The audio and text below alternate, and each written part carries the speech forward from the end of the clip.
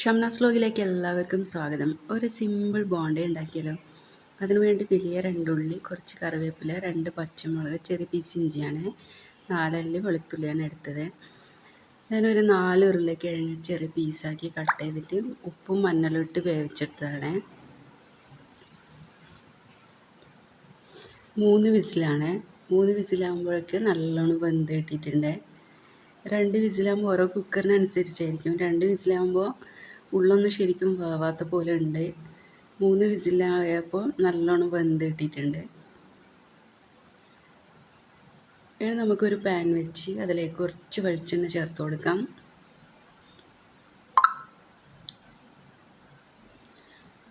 ഇതിലേക്ക് നമ്മൾ നേരത്തെ കട്ട് ചെയ്ത് വെച്ച മസാലകളൊക്കെ ചേർത്ത് കൊടുക്കാം.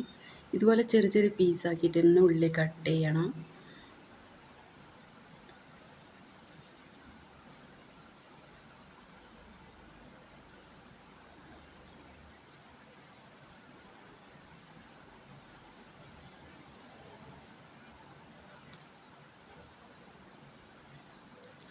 ഇതിലേക്ക് നമുക്കൊരു 1/4 ടീസ്പൂൺ മഞ്ഞൾപ്പൊടി ചേർത്ത് കൊടുക്കാം.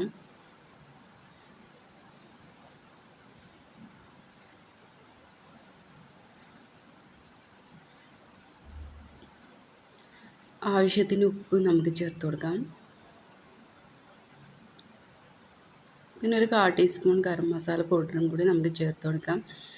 പിന്നെ ഇതിലേക്ക് ഒരു 1/2 ടീസ്പൂൺ കുരുമുളക് പൊടി കൂടി ചേർത്ത് കൊടുക്കണം.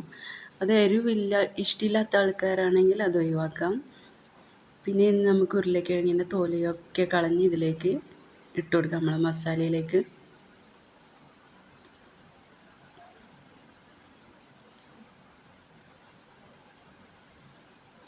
ഇതുപോലെ നമുക്ക് ഉടച്ചെടുക്കാം.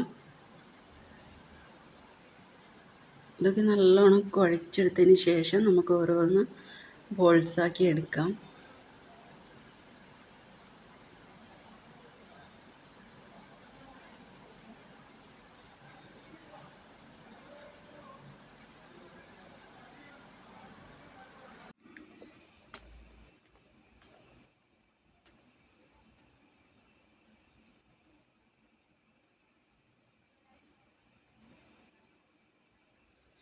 ഇതൊക്കെ ബോൾസാക്കി എടുത്തിട്ടുണ്ട്. നമുക്ക് ഇതിലേക്കുള്ള മാവ് റെഡിയാക്കാം.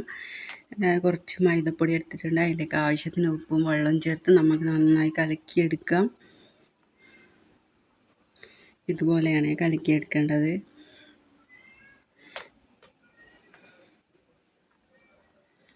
നമുക്കൊരു കടായി വെച്ച് അതിലേക്ക് ആവശ്യത്തിന് ഓയിൽ ചേർത്തതിന് ശേഷം നല്ലോണം ചൂടായതിന് ശേഷമാണ് നമ്മൾ മാവിട്ട് കൊടുക്കേണ്ടത്.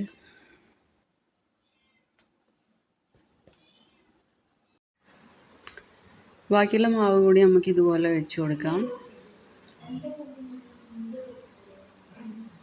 അതിനൊക്കെ കുറച്ചായതിനു ശേഷം നമുക്ക് തിരിച്ചും മറിച്ചൊക്കെ ഇട്ട് കൊടുക്കാം.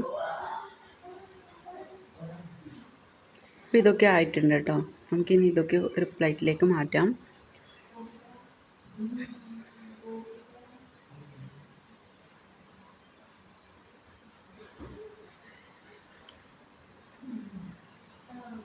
ബാക്കിയുള്ള മാവ് കൂടി നമുക്ക് ഇതുപോലെ തന്നെ ചെയ്തെടുക്കാം.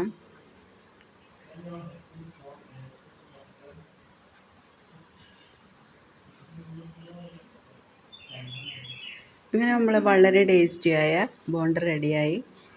നിങ്ങൾക്ക് എൻ്റെ ചാനൽ ഇഷ്ടമായെങ്കിൽ സബ്സ്ക്രൈബ് ചെയ്യാനും ലൈക്ക് ചെയ്യാനും ഷെയർ ചെയ്യാനും സപ്പോർട്ട് ചെയ്യാനൊന്നും മറക്കരുത്. ഇതുപോലെ നല്ല പുതിയ വീഡിയോ ആയിട്ട് നമുക്ക് വീണ്ടും കാണാം. Okay, by.